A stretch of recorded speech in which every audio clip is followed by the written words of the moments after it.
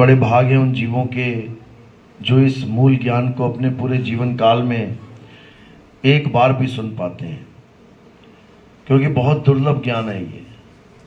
और उससे भी बड़े भाग होते हैं उन जीवों के जो इस ज्ञान को थोड़ा सा भी समझ पाते हैं, क्योंकि इसको समझने के लिए इतने विवेक की आवश्यकता होती है जो आप सोच भी नहीं सकते।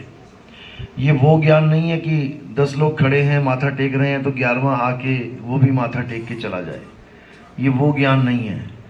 इस ज्ञान को सुनना और समझना, इन दोनों में जमीन आसमान का अंतर होता है। सुन तो कोई भी सकता है, आया बैठा सुन के चला गया, लेकिन इस ज्ञान की एक एक लाइन को, एक एक शब्द को समझना बहुत बहुत बहुत ज़्यादा विवेकी पुरुष का काम होता है। ये इसको आम आदमी नहीं सुन सकता।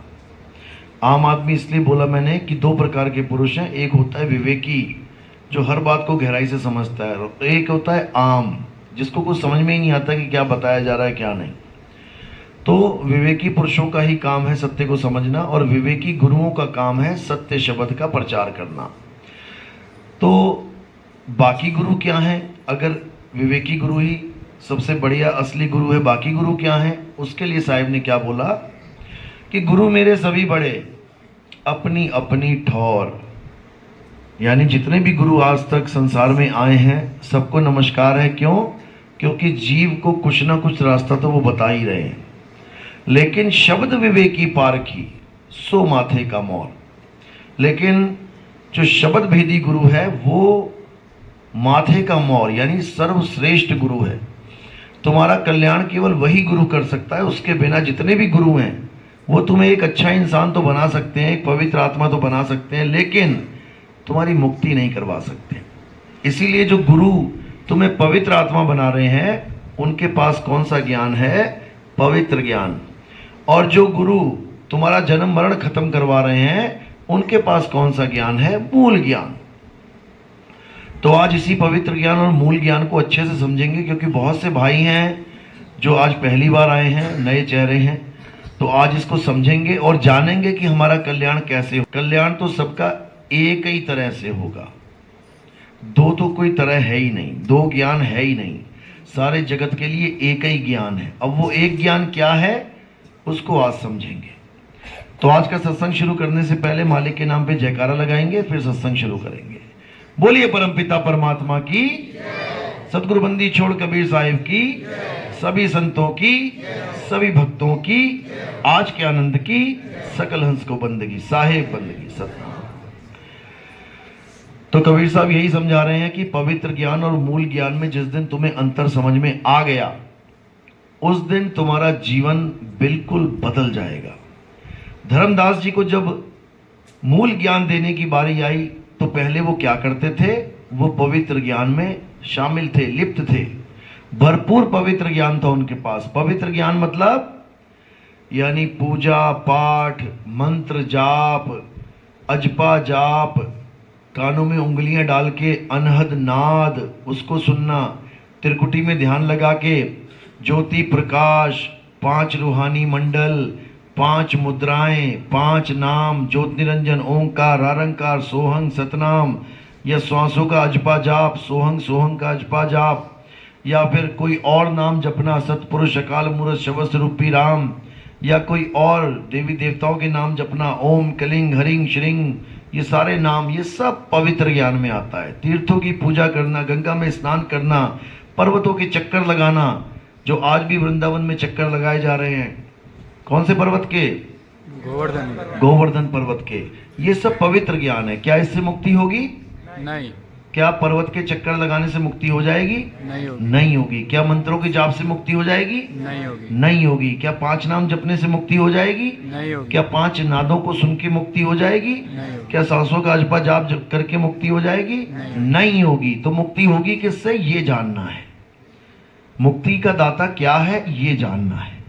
5 नाम वाले सोच रहे हमारे 5 नाम जपेंगे तब मुक्ति होगी, श्वासों वाले सोच रहे श्वासों का अजपा जाप करेंगे तब मुक्ति होगी। इसी प्रकार हर आदमी उस चीज को मुक्ति का साधन मान के बैठा है जो उसके गुरु ने दिया है। लेकिन साहिब क्या कहते हैं?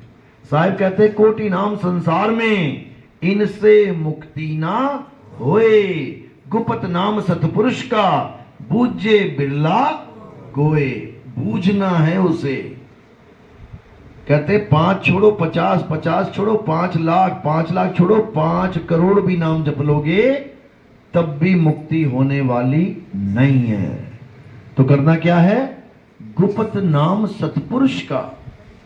अब सतपुरुष भी एक नाम है। सतपुरुष सतपुरुष सतपुरुष। कोई जपने लग जाए, किसी के गुरु ने दे दिया सतपुरुष अकाल मूर्त शब स्वरूपी राम, सतपुरुष अकाल मूर्त सब अब वो तो सतपुरुष जप ही रहा है, इसका मतलब परमात्मा का नाम जप रहा है, तो उसकी मुक्ति हो जानी चाहिए, लेकिन नहीं होगी। क्यों? क्योंकि वो सतपुरुष का गुप्त नाम नहीं जप रहा है। सतपुरुष का गुप्त नाम उसके पास नहीं है। वो तो सतपुरुष सतपुरुष कर रहा है, उससे क्या होगा? कुछ नहीं होगा। ये सतपुरुष का नाम कहां से आया? ये 52 अक्षरों से आया। सतपुरुष का सा कहां से आया? सतपुरुष का ता कहां से आया? सतपुरुष का पा कहां से आया? 52 अक्षरों से आया। 52 अक्षर कहां से आए? 52 अक्षर इंसान ने बनाए। कब बनाए? जब वो आदि मानव था और उसकी बुद्धि विकसित हुई, धीरे धीरे उसने अक्षरों की खोज करी। हिंदी के बनाए, पंजाबी के बनाए, उर्दू के बनाए, अलग अलग आदि मानवों ने अलग अलग अक्षरों की खोज करी। अगर आदि मानव एक ही होता, यानी एक ही बंदा होता संसार में जो सारी सृष्टि को आगे बढ़ा रहा है, तो उसी की भाषा सबकी भाषा होती। तुम्हारी पुश्ते की पुश्ते निकल गई, लेकिन तुम वही बोल रहे हो जो तुम्हारे पापा बोलते थे, जो तुम्हारे दादा बोलते थे, जो तुम्हारे आगे दादा बोलते थे।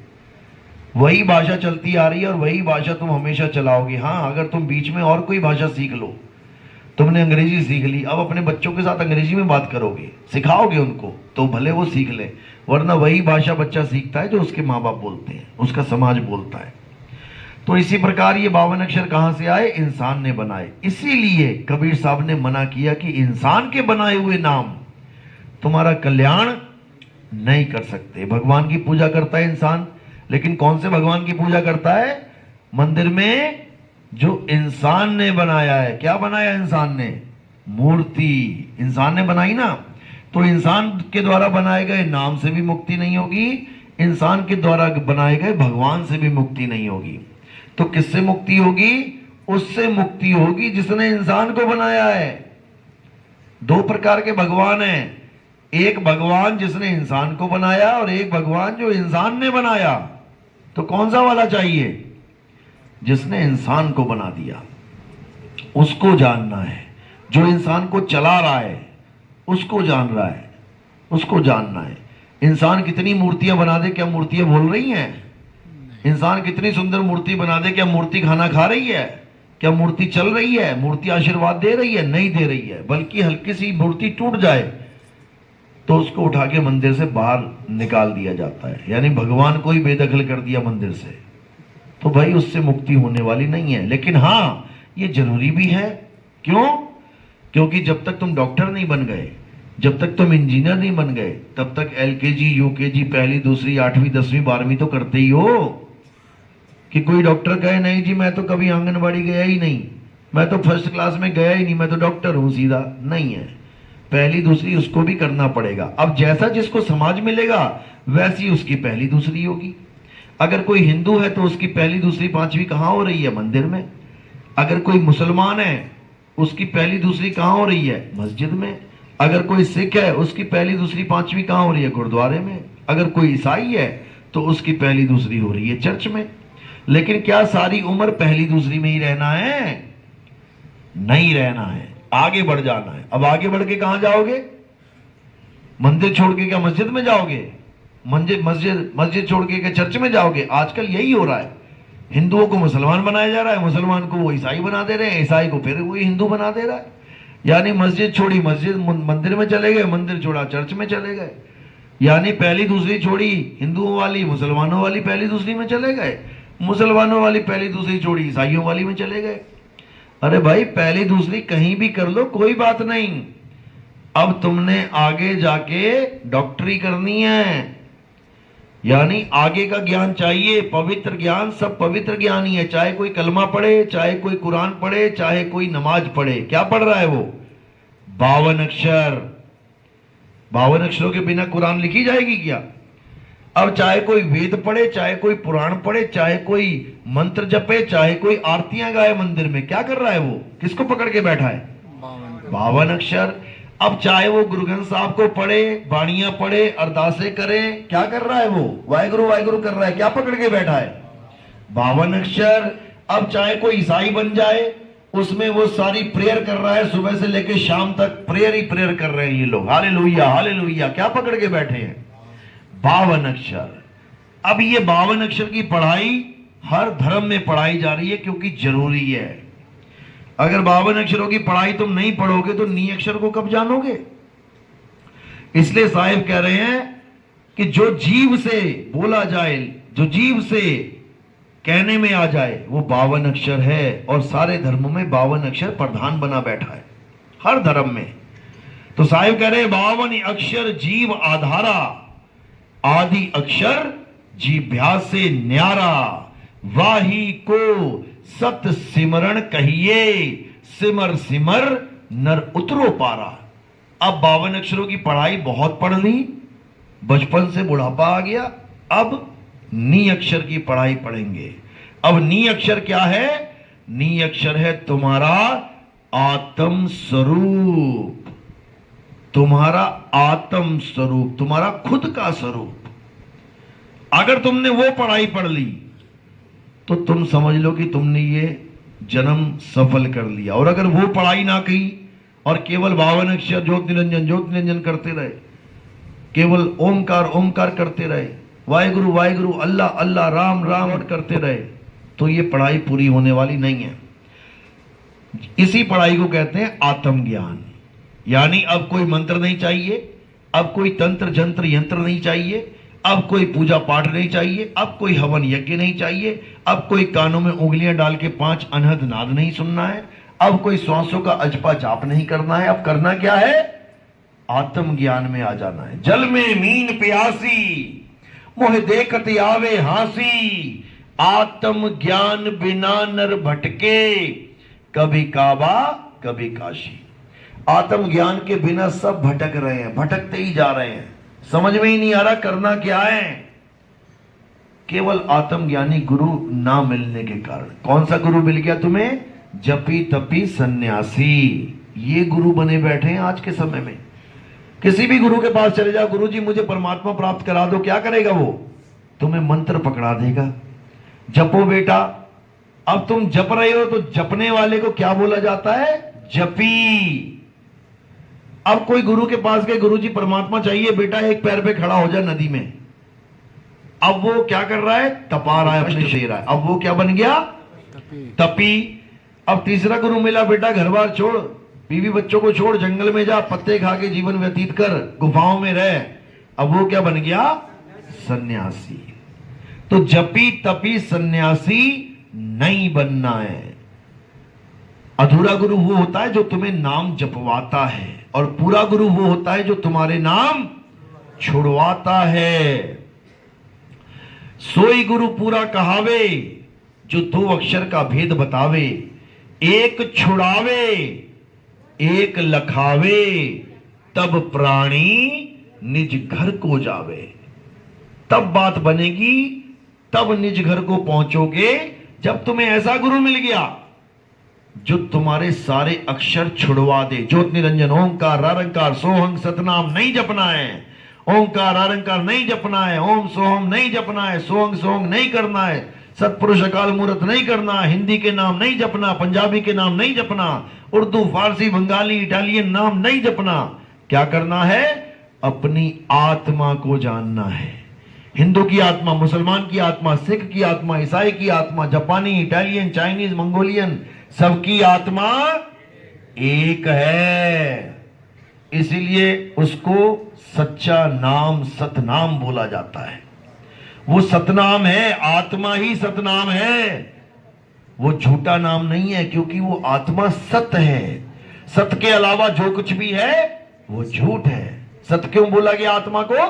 क्योंकि हे अर्जुन, आत्मा का ना तो कभी जन्म होता है, ना ही आत्मा की कभी मृत्यु होती है। आत्मा को कोई शस्त्र काट नहीं सकता, अग्नि जला नहीं सकती, वायु सुखा नहीं सकती, जल भिगो नहीं सकता।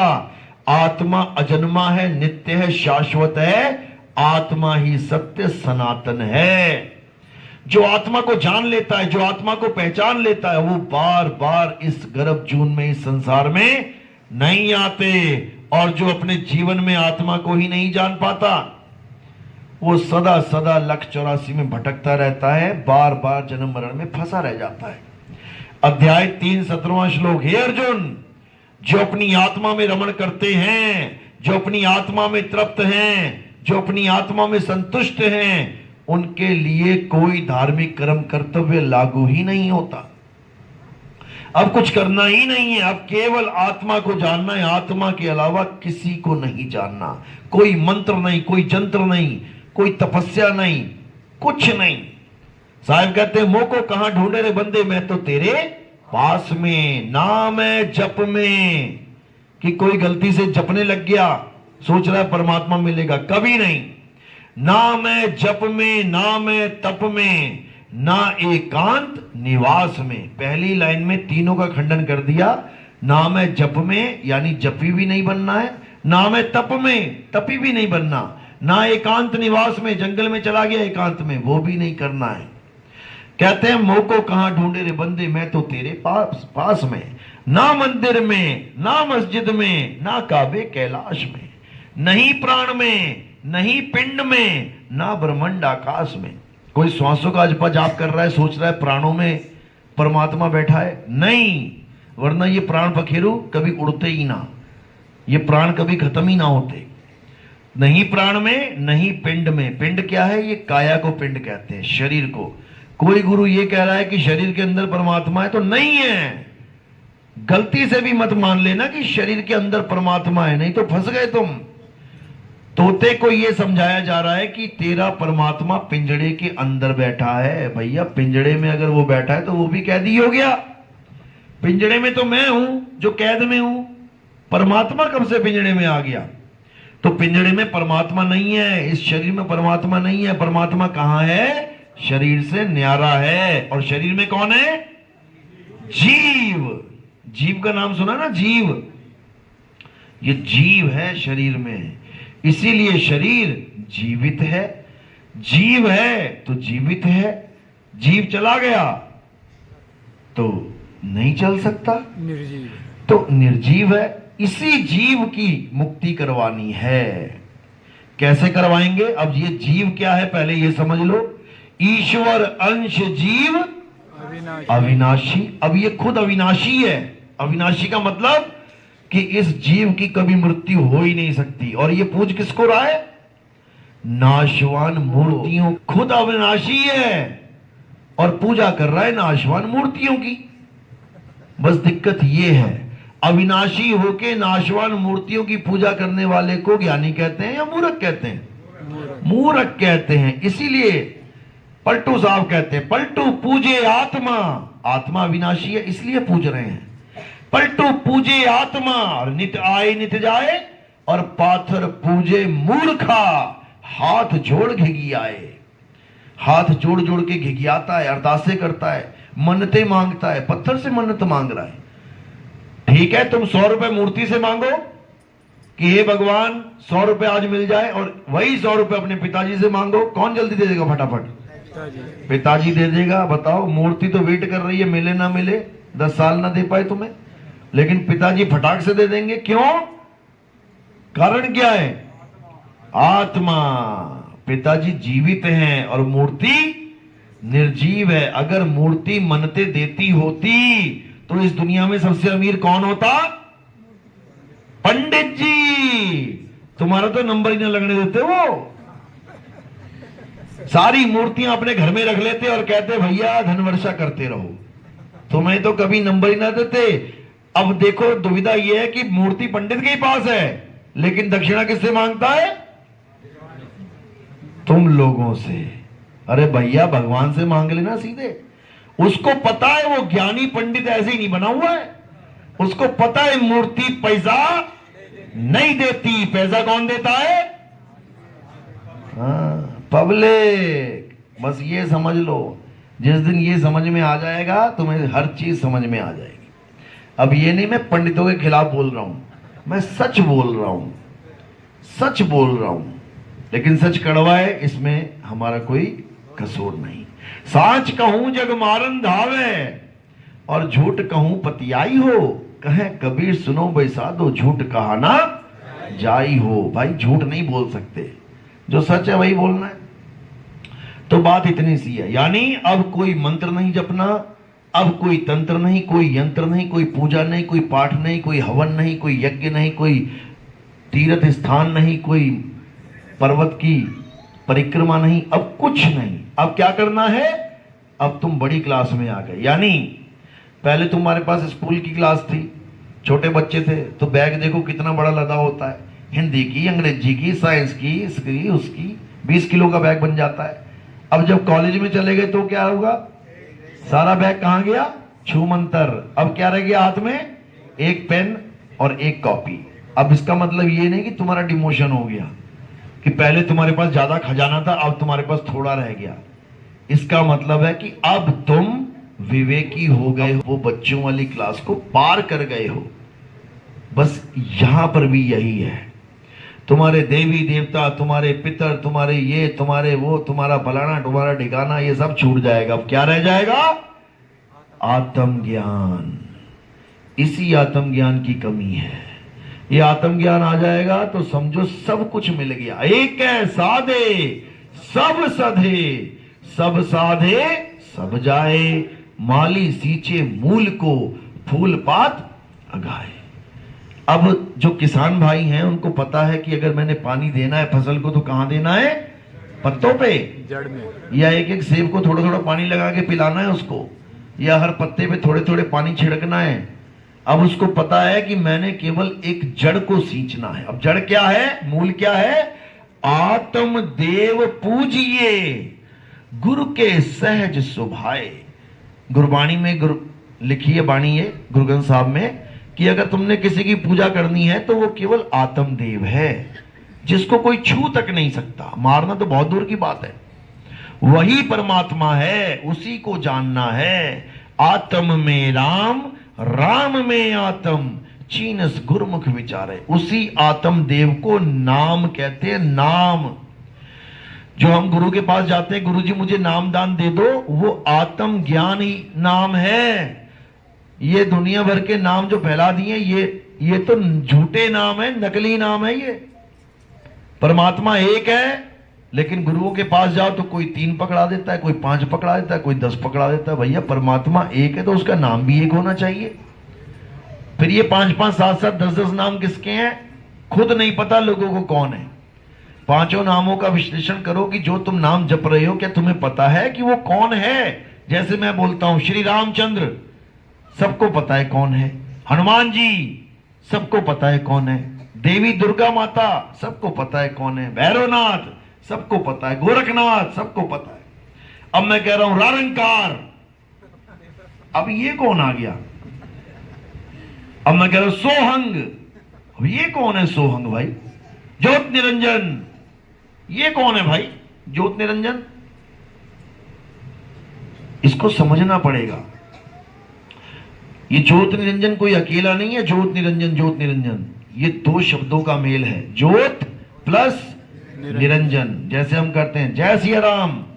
अब जय सिया राम का मतलब ये नहीं कि केवल एक राम जी की बात चल रही है, साथ में सिया भी लगी है, सीता भी है। इसी प्रकार ज्योत निरंजन कौन है, ये हस्बैंड एंड वाइफ हैं।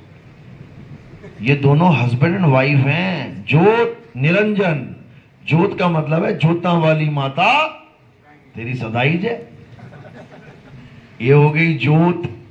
अब ये निरंजन कौन है भाई, अलग निरंजन। इसी को हम और भी नामों से जानते हैं। ज्योत का मतलब है माया, माता, जग जननी, महामाई, महामाया। अब माया का पति कौन है, सबको पता है। माया के साथ इसका नाम लिया जाता है हमेशा, और पति का नाम पहले लिया जाता है, मन माया।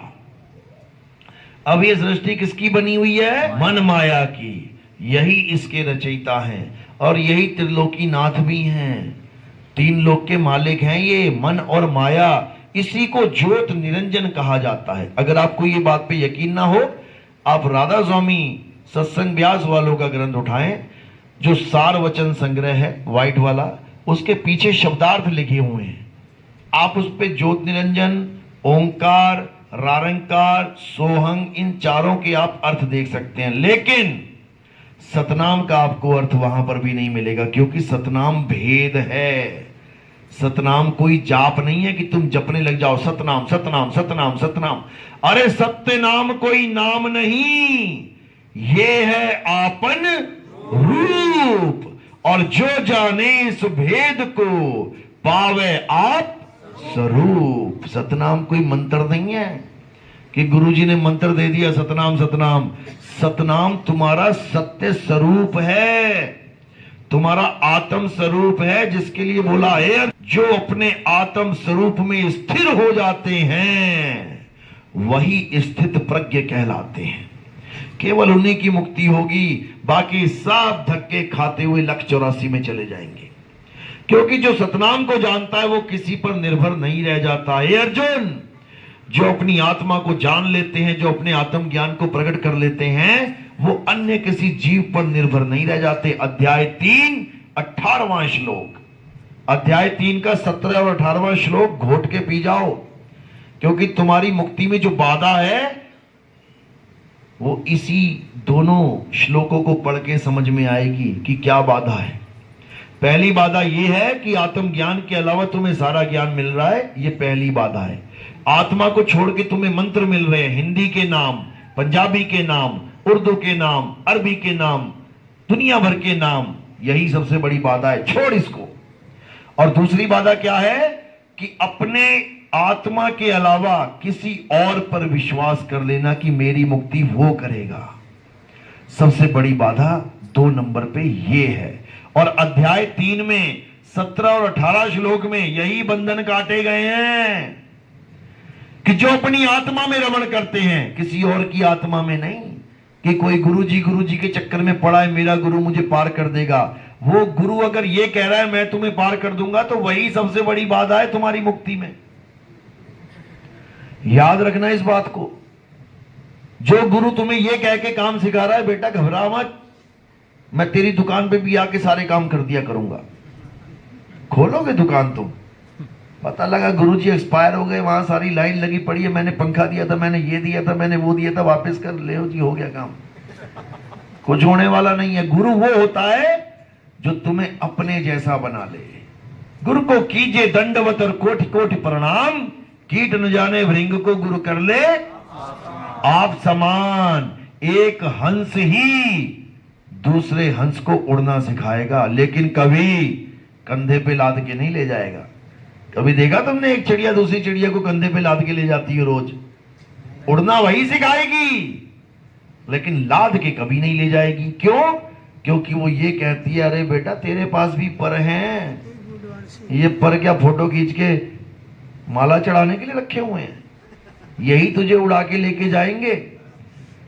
तो यही कबीर साहब कह रहे, एक डाल दो पंछी बैठे, एक गुरु एक चेला, और गुरु की करनी गुरु भरेगा, चेले की करनी चेला। तो उड़ जा हंस, कर दिया ना अकेला। अकेले ही जाना है। इस दुनिया में तुम आए थे अकेले और जाओगे भी अकेले। अब गुरु का क्या क्या काम है बीच में? गुरु का काम है केवल तुम्हें एड्रेस बताना कि तुमने जाना कहां है, आए हो तुम कहां से, जाना तुम्हें कहां है, इतना बस विचार लो, हो गया भजन। क्या 5 नाम जप रहा है, क्या 7 नाम जप रहा है, क्या 20 नाम जप रहा है, छोड़ हटा इसको। अब करना क्या है? ना कहीं आना ना कहीं जाना, आपे में आप समाना। कोई सतलोक नहीं जाना, कोई नरक लोक नहीं जाना, कोई स्वर्ग लोक नहीं जाना, कोई ब्रह्मलोक नहीं जाना, कहीं आना जाना है ही नहीं। ना कहीं आना ना कहीं जाना। कोई गुरु कहे सतलोक ले चलेंगे तुम्हें, भैया तुम ही जाओ, हमें नहीं जाना। क्यों? क्योंकि फिर कहोगे सतलोक से ऊपर भी एक लोक है, अगम लोक है, तो यानी सतलोक फिक्का पड़ गया, सतलोक झूठा पड़ गया। अब अगम लोक को जा रहे हैं महाराज जी, अगम लोक में बैठे, चलो अब यहां आराम से सोते। ना ना बेटा सोना नहीं है, आगे चलना है। अच्छा आगे भी जाना है, और कहां जाना है? अलख लोक में। अच्छा जी चलो, वहां आराम करेंगे, वहां भी कान पकड़ लिया, नहीं बेटा और आगे जाना है। अनामी लोक में बताओ, चार चार लोग, चार चार परमात्मा तो तुम बना के बैठ गए। दुनियावी लोगों ने तो केवल ईश्वर, अल्लाह, वाहेगुरु, गॉड बनाया था। अज्ञानता में बनाया। तुम तो ज्ञानी पुरुष होके चार परमात्मा बना के बैठ गए, चार लोग बना के बैठ गए। इसलिए साहिब ने निबेड़ा कर दिया, लोक अलोक शब्द है भाई, और जिन जाना तिन संशय जाई। जो ये जान जाता है कि किसी लोक में नहीं जाना, किसी अन्य जगह नहीं जाना, कहां जाना है, केवल अपने आप में समाना है, केवल वही जान पाते हैं, केवल वही मुक्त हो पाते हैं। बाकी सब ये लोकों में धक्के खाते हैं, जाते रहेंगे, आते रहेंगे, जन्म मरण में फंसे रहेंगे। तो कबीर साहब ने कोई भी शंका छोड़ी नहीं है। लेकिन लोग अपनी आत्मा को नहीं जान पाते, आत्म ज्ञान को नहीं जान पाते। आत्म ज्ञान का मतलब है अपना ज्ञान, मेरा ज्ञान, मैं क्या हूं। गुरु से पूछोगे आप जाके, गुरु जी मैं क्या हूं, मैं कौन हूं? गुरु क्या कहेगा? बेटा तू आत्मा है। अब इसी आत्मा का ज्ञान करवाना है केवल। ये नहीं गुरुजी मुझे परमात्मा चाहिए, बेटा जप राम राम राम। गुरुजी मुझे अल्लाह चाहिए, बेटा जप अल्लाह अल्लाह अल्लाह। गुरुजी मुझे वाहेगुरु चाहिए, बेटा जप वाहेगुरु वाहेगुरु। बिल्कुल नहीं। अल्लाह ईश्वर राम कहां है? तुम्हारी आत्मा में विराजमान है। बस तुम्हें आत्मा का ज्ञान चाहिए, बस इतना समझ लो। ज्यों तिल माही तेल है, ज्यों चकमक में आग, तेरा साईं तुझ में है, जाग सके तो। जब मेरा साईं मुझ में है तो सतलोक में कौन बैठा है फिर? जब मेरा साईं मुझ में है तो अलग लोक में कौन बैठा है कुर्सी लगा के?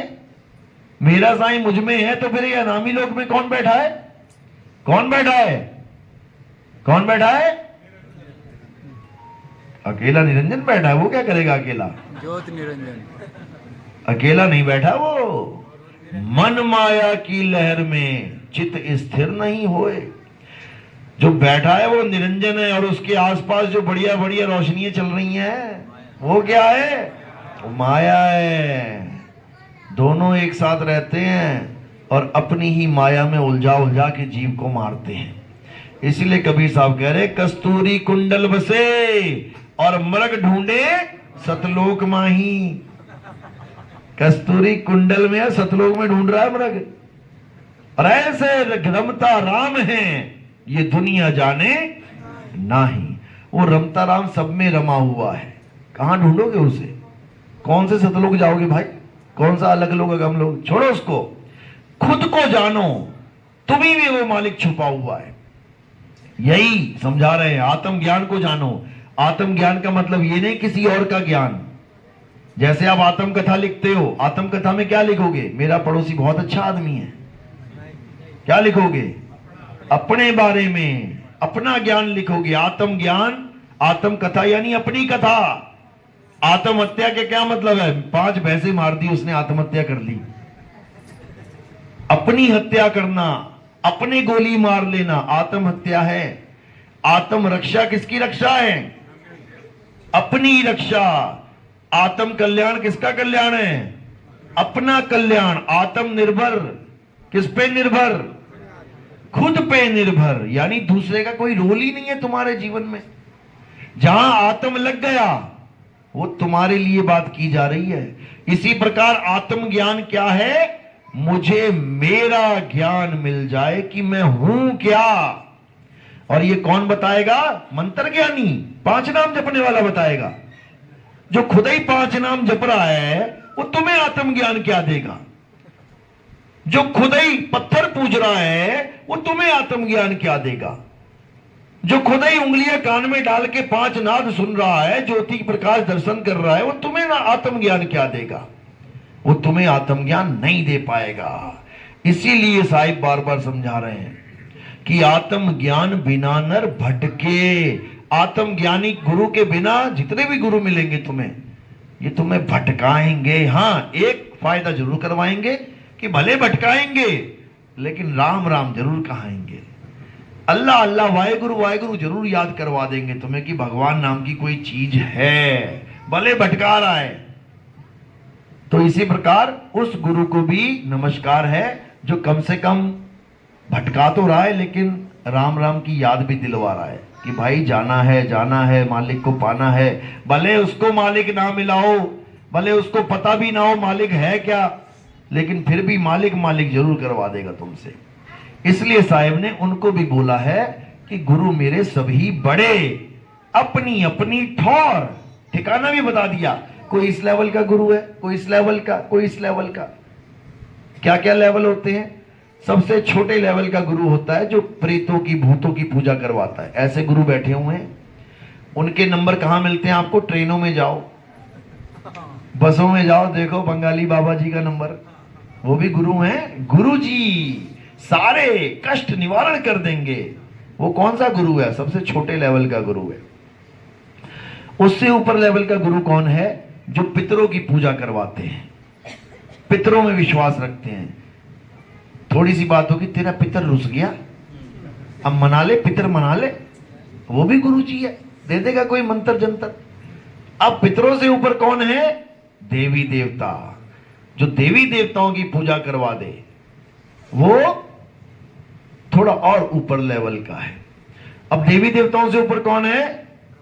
त्रिदेव, ब्रह्मा विष्णु महेश। जो इनकी पूजा करवा दे उसका लेवल थोड़ा और ऊपर हो गया। अब उससे ऊपर कौन है? जग जननी जगदम्बा। एक शक्ति पुत्र जी महाराज भी हैं जो कहते हैं बस मां ही है सब कुछ, मां के अलावा कोई कुछ नहीं है, कोई ब्रह्मा विष्णु में, वो तो माता के बच्चे हैं। अच्छी बात है, सच बोल रहे हैं। क्यों? देवी भागवत महापुराण पढ़ रखा उन्होंने, उसमें लिखा है साहब कि ब्रह्मा विष्णु महेश को तो बच्चा बना के रखा हुआ था।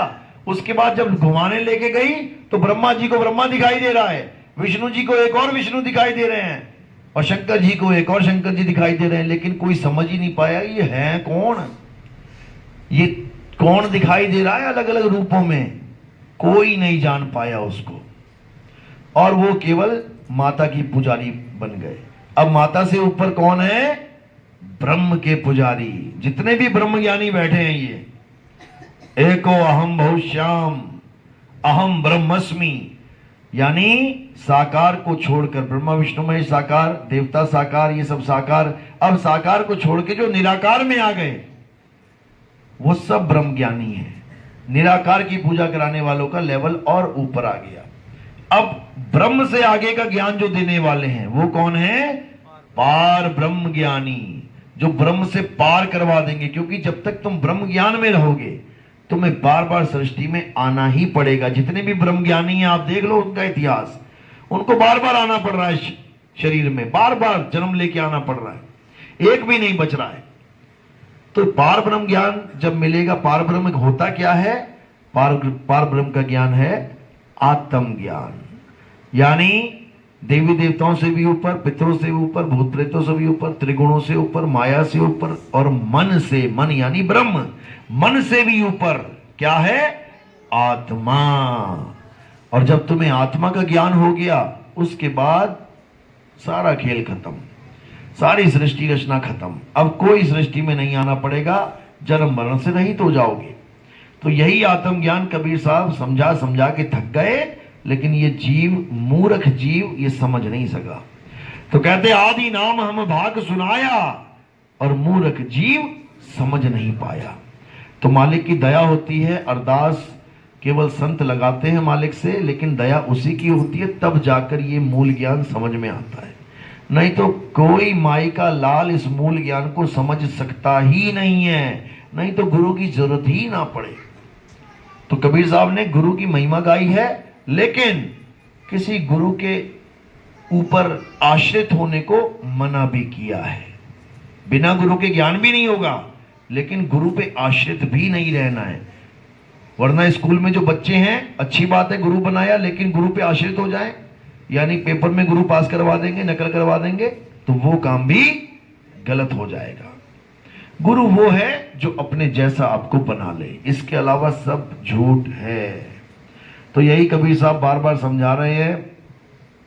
और सबसे बड़ा खेल है इस काया का। जब तक तुम्हें इस काया का ज्ञान नहीं हो गया, काया क्या है? एक मकान है, काया एक मकान है, एक किराए का मकान है जिसमें तुम रहते हो। किसी को 10 साल, किसी को 20 साल, किसी को 50, किसी को 100 साल के लिए मिला है। अब ये मकान मिलता कहां पे है? माँ के गर्भ में। माँ के गर्भ में ये मकान लेके आते हो तुम। ये चलता फिरता मकान है। जिस शहर में खड़े हो जाओगे मकान वहीं लग जाएगा, वहीं रह जाएगा मकान। तो ये मकान जो है ये हमारा स्वरूप नहीं है। इस मकान में हम रहते हैं और हमें यही नहीं पता होता कि हम हैं क्या। हम मकान को ही अपना स्वरूप मान बैठे हैं। मकान कितने तत्वों से बना हुआ है? 5 तत्वों से। अब ये जो मकान बनता है ये कितनी चीजों से बनता है? जो ये वाले मकान बने हैं सीमेंट वाले, क्या क्या चाहिए आपको? ईंट, बजरी, सीमेंट, सरिया, पेंट, बालू, रेता, ये आइटम है तुम्हारे पास। तुम सारा मकान खड़ा कर दोगे, लेकिन तुम मकान बनाने के बाद भी मकान जैसे थोड़ी नहीं दिखाई देने लग जाओगे। तुम मकान को बना के मकान से अलग हो जाते हो। मकान अलग है और तुम उसमें रहने वाले जीव अलग हो। तुम मकान नहीं हो। मकान तो एक दिन टूट जाएगा और तुम मकान से बाहर आ जाओगे। तो मकान टूट के कहां जाएगा? ये पड़ा हुआ है नीचे मकान। मकान तो दिखाई दे रहा है, गोरा है, काला है, भूरा है, पीला है। तुम कैसे हो? गोरे हो, काले हो, पीले हो, भूरे हो, तुम कैसे हो? तुम्हें अपना ज्ञान नहीं है, इसीलिए आत्मज्ञान नहीं है। आत्मा का नाम सुना है ना सबने? ऐसा तो नहीं कोई पहली बार सुन रहा है। अपनी अपनी आत्मा लेके आए हो सारे। किसी की कहीं बाथरूम में छूट गई हो घर पे। जैसे मैं देखता हूँ बाथरूम में जाता हूँ, किसी भगत के कंठी लटकी पड़ी होती है। मां भैया वहां बाथरूम में लटकाने के लिए दी थी क्या? अरे गुरुजी भूल गया मैं उतार के। ऐसी कोई आत्मा तो नहीं भूल गया अपनी? सब लेके आए हो। लेके तो भले आए हो, लेकिन अभी तुमसे पूछे ना कि आत्मा कैसी होती है, केवल जैसे अभी हंसे थे ना, हंस के दिखा दो। यही कबीर साहब कह रहे हैं। कह रहे कबीर आत्मज्ञान का पड़ा नगर में शोर, और पूछो कैसी आत्मा, तो देते दांत निपोर। हंस के दिखा देंगे, लेकिन समझ नहीं सकते कि आत्मा चीज क्या है। मंत्रों को जान लिया, तंत्रों को जान लिया, वेशभूषाओं को जान लिया, गुरु के शरीर को जान लिया। गुरु के शरीर के पीछे लड़ाई चल रही है। मेरा गुरु है परमात्मा, मेरा गुरु परमात्मा। वो कह रहा चल तेरा गुरु परमात्मा तो जेल में बैठा है, वो तो जेल में बैठा है। मेरा गुरु परमात्मा। और किसको मान रहे हैं परमात्मा? इस शरीर को बताओ। मकान को, मकान को, पिंजड़े को कह रहे हैं परमात्मा है। कमाल ही कर दी। ये पिंजड़ा एक दिन मिट्टी में मिल जाएगा। नहीं मिला क्या गुरुओं का? अगर यही परमात्मा था तो ना मिलता, ना मरता। लेकिन सबके पिंजड़े ढहेंगे, सबके मकान गिरेंगे, लेकिन जो जीव है वो अविनाशी कभी नहीं मरेगा। ईश्वर अंश जीव अविनाशी, ऐसे ही नहीं बोल दिया इसको। तो कहते जीव सोई जो जुग जुग जीवे, उत्पत परलय माही, देह धरे भर में 84, निर्भय कबहू नाही। बस इसका एक ही दोष है कि ये निर्भय नहीं हो सकता। डरता रहता है बेचारा, हाय मर गया, हाय मर गया, डॉक्टर साहब बचा लो, डॉक्टर साहब बचा। जो अमर है, जीव अविनाशी, वो अरदासें कर रहा है मुझे बचा लो, मुझे बचा लो। क्यों? क्योंकि वो अपने स्वरूप को भूल चुका है। वो अपने आप को एक छोटी मोटी चीज मान बैठा है, जो एक्सपायरी डेट लेके बैठा हुआ है। इतनी तारीख को पैदा हुआ था, इतने को मर जाऊंगा। बस यही अज्ञान है। अब क्या करना है? अब भेदी गुरु के द्वारा उस ज्ञान को समझना है जो अविनाशी का ज्ञान है, आत्मा का ज्ञान है। तब तुम्हारा कल्याण होने से, करने से कोई नहीं रोक सकता। चलो आज का सत्संग यही समाप्त करते हैं।